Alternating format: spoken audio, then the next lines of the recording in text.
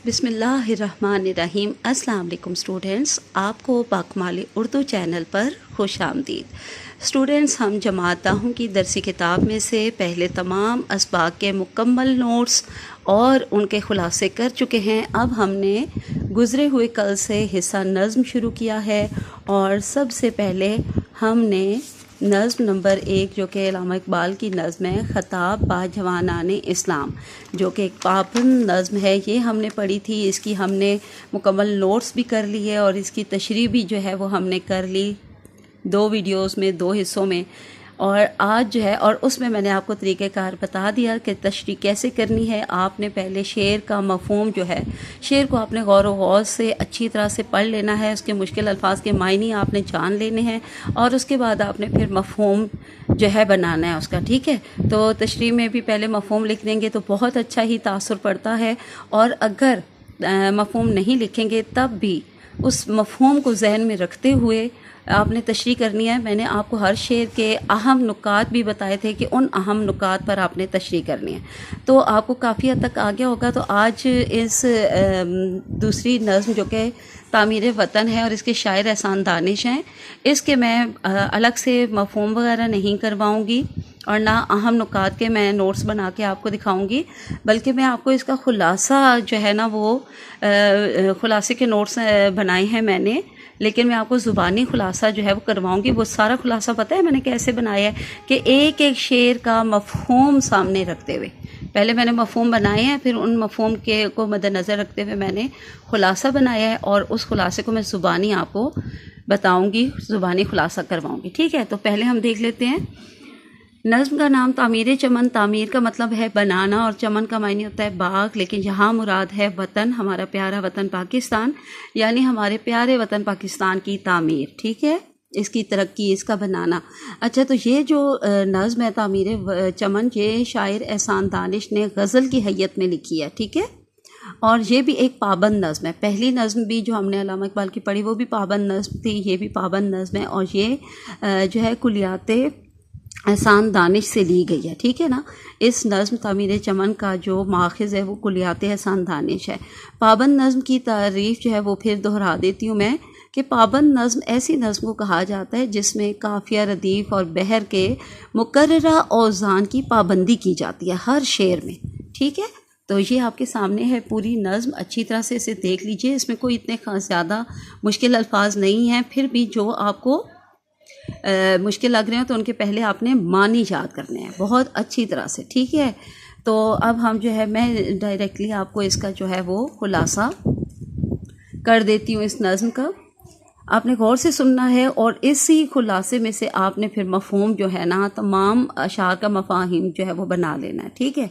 एहसान दानिश ने इस नज़्म में अहले वतन को, मुल्क व कौम के लिए मेहनत, लगन और जोश व जज्बे से काम करने की तरगीब दी है। जिस हद तक मुमकिन हो मुल्क के मफाद यानी मुल्क के फ़ायदे के लिए और फलाह के लिए तगो दो करते रहना चाहिए, यानी कोशिश और जदोजहद करते रहना चाहिए। हमें मुल्क की फलाह व बहबूद के लिए अपनी जान देने से भी गुरेज नहीं करना चाहिए, कभी नहीं घबराना चाहिए, कभी नहीं पीछे हटना चाहिए। और ये ज़िंदगी एक आर्जी शय है, असल सुकून तो मौत से मुयसर आएगा। हमें मुल्क के ज़र्रे ज़र्रे की खातिर अपने मफाद यानी फ़ायदों को पसे पुष्ट डालकर मुल्की मफाद, मुल्की नफ़े और मुल्क की तरक्की के लिए हमेशा तैयार रहना चाहिए और इन सब में अपना हिस्सा, अपना किरदार जो है वो डालना चाहिए। अगर कोई हमारे मुल्क की तरफ मैली आँख से देखे, मैली आँख से भी देखे ना, तो उसे सबक ज़रूर सिखाना चाहिए कि ये मुल्क बहादुर जवानों का है, ये बहादुर जवानों की सरजमीन है, ठीक है। और बेशक के मुश्किल हालात जो है ना वो एकदम से उमड़ते चले आते हैं, उमड़ आते हैं, एकदम से आ जाते हैं और तेज़ तूफ़ान सारे सुकून और खुशहाली का शिराजा बखेर देते हैं, यानी सुकून और खुशहाली को ख़त्म कर देती हैं ये एकदम अचानक आ जाने वाली मुश्किलात और मुश्किल हालात। तो मुसीबतें जब उभर कर सामने आती हैं तो उनका सामना करना बेहद मुश्किल हो जाता है। हमें इस तरह के मुश्किल हालात के लिए हर वक्त तैयार रहना चाहिए और क्या करना चाहिए कि इसके वतन में हमें जुनून की हद तक भी जाना पड़े ना तो हमें जाना चाहिए, ठीक है। ए मुहिबाने वतन, इसके वतन में अगर जुनून की हद तक भी जाओ ना तो जाना पड़े ना तो ज़रूर जाओ। हमें मुल्क के हर शख्स से हमदर्दी और गमगुसारी के जज्बे से पेश आना चाहिए और इसके अलावा जो है हमें तमाम गमों को आपस में मिल बांट कर दूर करने की कोशिश करनी चाहिए, ताकि हम तमाम गमों से, दुखों से आसानी से गुजर सकें। किसी भी मुल्क की कामयाबी का राज जो होता है ना, उसके रहने वालों के मुत्तहिद होने में, इत्तेफाक व इत्तेहाद से रहने में होता है। ये जब सब मिलकर हर मुश्किल सह जाते हैं और इसमें से गुजर जाते हैं तो मुल्क मज़ीद तरक्की याफ्ता और ताकतवर हो जाता है। वो कौमें जो भाईचारा और मिलत के साथ राब्ता उस्तवार रखती हैं, यानी मजबूत राब्ता कायम रखती हैं ना, वो कामयाबी की राह पर गामज़न हो जाती हैं। और मुहिब्बान वतन की खुसूसियत भी है कि वो हर वक्त मुल्क की शान में अच्छा बोलते हैं, और मुल्क से मोहब्बत इस कदर होनी चाहिए हर जो है वो मुहिब वतन शख्स में, कि उसकी तरक्की खुशहाली के बारे में हमेशा अच्छा गुमान रख सकें, हमेशा अच्छा सोचें, कभी भी बुरा ना सोचें। ठीक है, सबसे पहले ज़ाहिर है हम अपने वतन की ख़ुद कदर करेंगे, वक़्त देंगे, तो तभी दूसरे भी हमारे मुल्क की कदर करेंगे। जी, तो अब हम नोट्स की तरफ आ जाते हैं। ये शुरू में जो चीज़ें लिखी हैं ये मैंने आपको पहले से बता दी हैं, गौर से फिर देख लीजिए।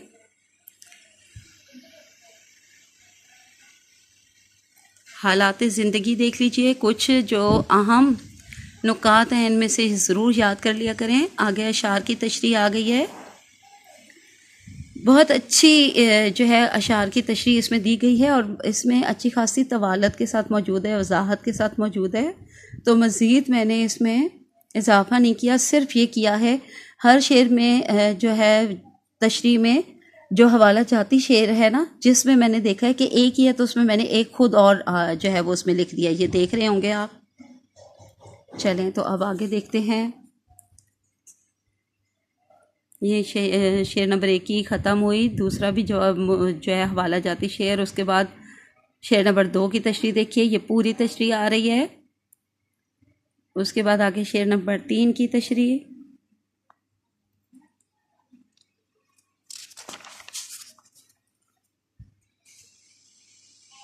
ये ऊपर भी एक मैंने जो है ये यहाँ पर भी मैंने एक शेर लिख दिया है, हवाला जाती शेर। तो ये देखिए 3 की मुकम्मल हुई।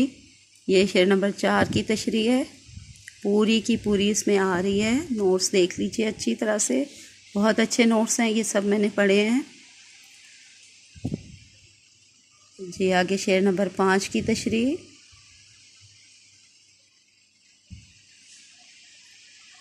ये मुकम्मल हुई। और अब शेर नंबर 6 की तशरीह देखिए।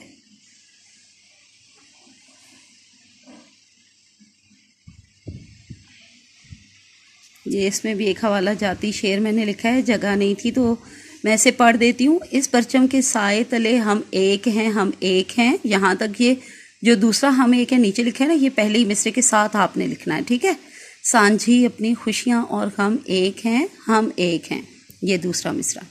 अब शेर नंबर 7 की तशरीह।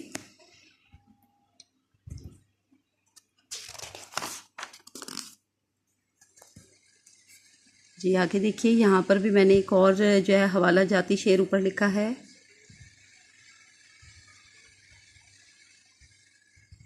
शेर नंबर 7 की मुकम्मल हुई। और ये शेर नंबर 8 की तशरीह।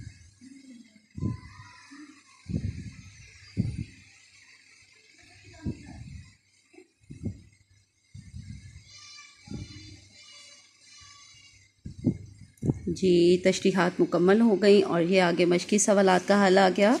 आपने मशक़ी सवाल जवाब ज़रूर याद करने हैं बेटा। फेडरल बोर्ड के पेपर पैटर्न में जो तफ़हीम अशार आता है ना, उसमें अक्सर सवालात जो हैं वो मशक़ी सवालात में से आ जाते हैं। नज़्मों और गज़लों के जो मशक़ी सवालात होते हैं, तो ये ज़रूर याद किया करें।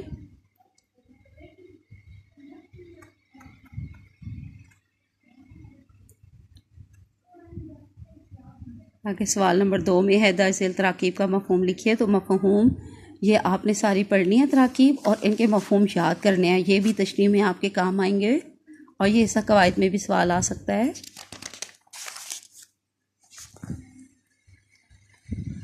आगे देखते हैं।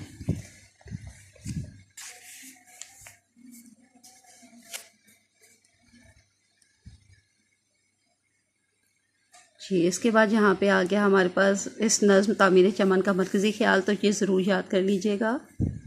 तफ़हीम अशार में भी किसी ना किसी शेर का जो है मरकज़ी ख्याल का वाला सवाल ज़रूर आ जाता होता है। मरकज़ी ख्याल भी याद कीजिएगा, जो मैंने खुलासा करवाया है उसको भी गौर व गौर से सुनना है और अच्छे से ज़हन नशीन करना है। आगे हिस्सा ग्रामर आ गया है, ये देखिए सारा बहुत ही अहम उन्वान है, ये उर्दू कवायद में का बहुत ही अहम, और ये अक्सर जो है इसमें से MCQs भी आते हैं और हिस्सा कवायद में इस्तारा की तारीफ़ और इसके अरकान, कितने अरकान हैं और उनकी तारीफ़। ठीक है, तो ये आपने अच्छी तरह याद करना है। अब आगे देख लीजिए कि ये MCQs हैं, यानी कसीरुल इंतखाबी सवाल जवाब। इसमें भी मैंने सर्कल कर दिए हैं दुरुस्त ऑप्शन को। ये भी सहारा से रेलिवेंट हैं, अच्छी तरह से आपने याद करने हैं।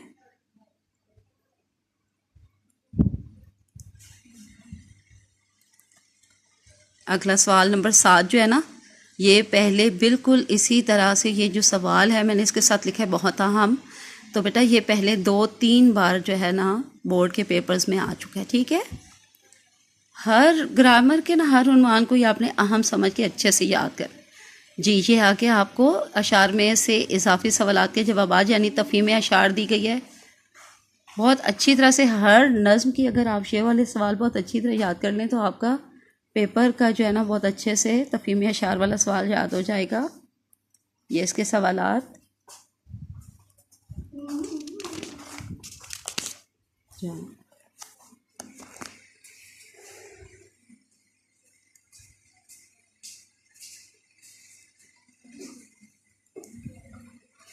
ये सवाल नंबर 2 तफ़हीम अशार में दूसरा सवाल आ गया आपके पास। तो देखिए कितने ज़्यादा आपको ये बनाकर सवाल दिए हुए हैं। अगर आप इनको अच्छी तरह समझ कर सिर्फ पढ़ लें, बहुत देर नहीं लगानी कि याद करते रहें, रट्टा लगाते रहें, नहीं, अच्छे से समझ कर सिर्फ पढ़ भी लें ना, तो किसी तरह से भी बनकर ये सवाल आ जाएं तो आपने इनके जवाबात बिल्कुल सही से इंशाअल्लाह तफ़हीम अशार में लिख लेने हैं। ठीक है, चलें आज के लिए इतना ही काफ़ी है। कल हम इंशाअल्लाह नज़्म नंबर 3 के मुकम्मल नोट्स और तशरीह देखेंगे। ओके, अल्लाह हाफ़िज़ एंड फ़ी अमान अल्लाह।